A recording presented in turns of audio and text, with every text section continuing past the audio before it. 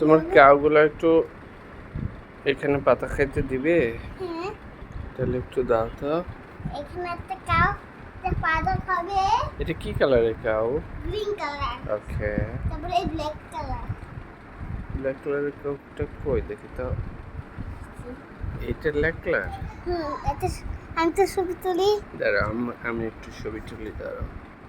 আমি চাপ আর দেবো। আর কাউ আছে তোমার? হ্যাঁ, কোথায় সেটা? সেটা মনে হয় হারিয়ে গেছে।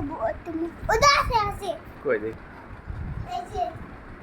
এই যে বাবা, এটা কি কালারের কাউ বাবা? Red colour.